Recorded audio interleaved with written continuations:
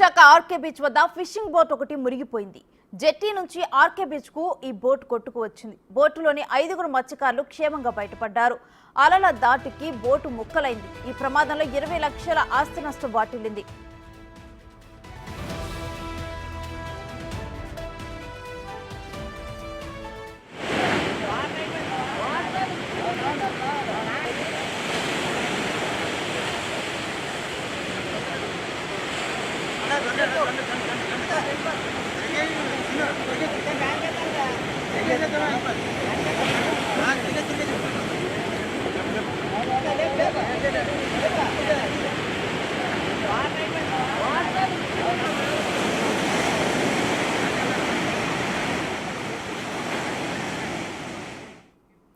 ఇక ఇదే అంశంపై మరిన్ని డీటెయిల్స్ మా ప్రతినిధి నాయుడు అందిస్తారు. విశాఖలో ప్రమాదం తప్పింది. సముద్ర వేటకు వెళ్లే మత్స్యకారులు సముద్రంలోకి అయితే వేటకు వెళ్లారు. ఈ నేపథ్యంలోనే ఫిషింగ్ చేస్తుండగా బోటుకి ప్రమాదం జరగడంతో పూర్తిగా అది మధ్యలోనే ఆగిపోయింది. రాళ్ల మధ్య ఇరుక్కోవడంతో వీళ్ళకైతే ప్రాణాలు పోతాయని ఒక భయాందోళన అయితే ఉన్నారు. ఈ నేపథ్యంలో తోటి బోటు రావడంతో పూర్తిగా వీళ్ళకి సహాయం చేసి ఇప్పుడు తీరానికి ఒడ్డుకు వచ్చిన పరిస్థితి. ప్రస్తుతం రిజల్ట్స్లో చూడడం అతి కష్టం మీద ఒడ్డుకు వీళ్ళు చేరుకున్నారు. ఆ బోట్లో సుమారుగా 6 మంది ప్రయాణం కూడా చేస్తున్నారు. ఈ నేపథ్యంలోనే పూర్తిగా సముద్రంలో ఉన్న మా ప్రాణాలు ఎవరో ఒకరు రక్షించండి అంటూ గొగ్గలు పెడితే అప్పుడు తోటి మత్స్యకారులు వెళ్ళి వీళ్ళని కాపాడడం జరిగింది. అసలు ఏం జరిగిందో మనతో మాట్లాడేందుకు బాధితులు ఉన్నారు. అసలు ఏమైందా సార్? ఏంటంటే మార్నింగ్ ఉదయం 5 గంటల ప్రాంతంలో ఈ యొక్క బోటు వేటకు వెళ్ళడం బయలుదేరిందండి. వేటకి సుమారుగా మన భీమిలి ప్రాంతంలో వేట కూడా జరిగింది. ఆ క్యాచింగ్ అంతా అదే ఫిష్ సంబంధించిన చేపలకు సంబంధించిన అన్ని క్యాచింగ్ అంతా పట్టుకొని హార్బర్కి రిటర్న్ అవుతున్న సమయంలో సుమారుగా మధ్యాహ్నం 1 గంట ప్రాంతంలో మన గోకుల పార్క్ ఆపోజిట్లో ఈ యొక్క వచ్చినప్పుడు ఈ బోట్ యొక్క ఇంజిన్ ట్రబుల్ వచ్చి ఆగిపోవడం జరిగిందండి. ఆ ఆగిపోవడం వల్ల ఏమైందంటే గాలి ఎక్కువ ఉండడం వల్ల ఆ ప్రాంతం నుంచి అలాగా కొట్టుకుంటూ ఈ ప్రాంతంకి వచ్చి ఇక్కడ సుమారుగా ఇక్కడ ఎక్కువగా రాళ్ళు ఎక్కువ ఉంటాయండి. ఇది చాలా డేంజర్ జోన్ అనమాట. ఈ డేంజర్ జోన్లోకి రావాలంటే ఇతరులు ఎవరైనా సాయం చేయాలన్న అవకాశం లేదు. సో దానివల్ల ఏం జరిగిందంటే ఈ యొక్క పెద్ద నష్టం కూడా జరిగింది. ఈ నష్టం జరగడం వల్ల ఏంటంటే వీళ్ళందరూ కూడా బాధితులందరూ కూడా చాలా పేదవాళ్ళండి. పాపం వీళ్ళు అప్పులు చేసుకొని రెక్కాడితే కానీ డొక్కాని పరిస్థితులు అండి వీళ్ళందరూ కూడా. మా మత్స్యకారులు ప్రతి ఒక్కరు కూడా ఇదే పరిస్థితి అండి.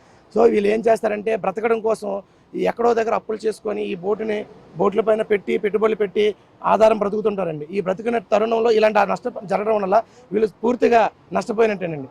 ఈ నష్టాన్ని భరించాలంటే ఇప్పుడున్న ప్రభుత్వాలు ముందుకొచ్చి వారికి అన్ని విధాలుగా సహాయ సహకారాలు అందిస్తే వాళ్ళు ఎంతో కొంత మెరుగుపడతారు. లేదనుకుంటే చాలా దీనస్థితిలోకి వెళ్ళి ఏం చేయలేని పరిస్థితుల్లో కూడా వెళ్ళిపోయే అవకాశాలు ఉన్నాయి. కాబట్టి ఈ యొక్క సమస్యని నేను ఆల్రెడీ లోకల్ ఎమ్మెల్యే అయినటువంటి వంశీకృష్ణ శ్రీనివాస్ యాదవ్ గారికి తెలియపరచడం జరిగింది.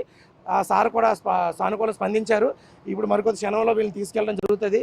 అలానే మన ఫిషరీస్ జేడీ గారు విజయలక్ష్మి గారు కూడా ఇందాక వచ్చి అన్నీ చూశారు, వాతావరణం మొత్తం చూశారు. వారి యొక్క నష్టపరిహారాన్ని కూడా ప్రభుత్వానికి వారు రాతపూర్వకంగా ఎస్టిమేషన్ వేసి పంపించడం జరుగుతుంది. సో ఏదైనా సరే ఇలాంటి బాధితుల్ని ఆదుకోవాల్సిన పరిస్థితి ఎంతైనా ఉంది. ఇప్పుడున్న కూటమి ప్రభుత్వం వీళ్ళందరినీ కనికరించి వీళ్ళకి తగిన నష్టపరిహారం ఇవ్వాలనేసి నేను కోరుకుంటున్నాను సార్. వేటకి వెళ్ళారు కదా, ఏ టైంకి వెళ్ళారు? అసలు మార్నింగ్ 5 గంటలకి వేటకి వెళ్ళామండి.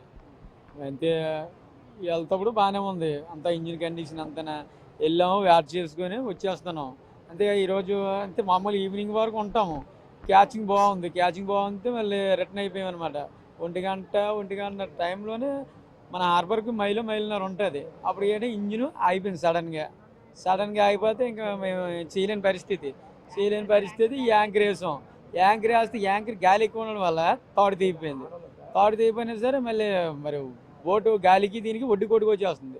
అప్పుడు మళ్ళీ బోట్లోనే బల్లలు వైర్లు వల్లని అన్ని కలిపి వేస్తాం, అయినా సరే కాయలేదు. అప్పుడు హార్బర్ ఫోన్ చేస్తే 2 బోట్లు వచ్చేవి.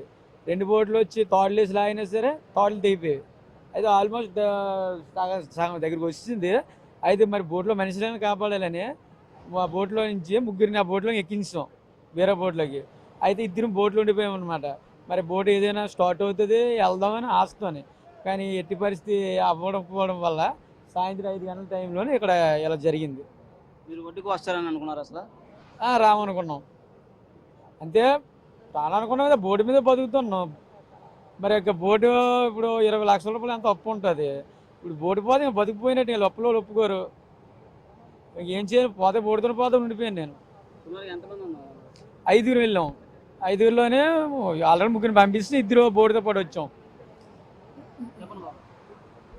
తెల్లారి 5 గంటలకు వేటకెళ్ళామండి. వేటకెళ్ళి ఏడ తీసుకొని వస్తుండే కదా ఇంజిన్ ఫెయిల్ అయ్యి ఇంజిన్ ఆగిపోయింది. ఆ రిపోర్ట్ చేద్దామన్నా అవ్వలేదు. అవ్వపోతే యాంకర్ వేసామండి. యాంకర్ తెగిపోయింది. ఇంకా దానికి బల్లలు ఉంటాయి, బల్లలో అన్ని దించాము. ఆ ఇల్లు తెగిపోయి ఆ గాలి ఎక్కువ రెండు బోట్లు మళ్ళీ జట్లో 2 బోట్లు వచ్చాయి. తాడుసు లాగినేసి తాళ్ళు కూడా తెగిపోయి బోటు అలా రాళ్ళ మీద కొట్టుకొచ్చేస్తుంది.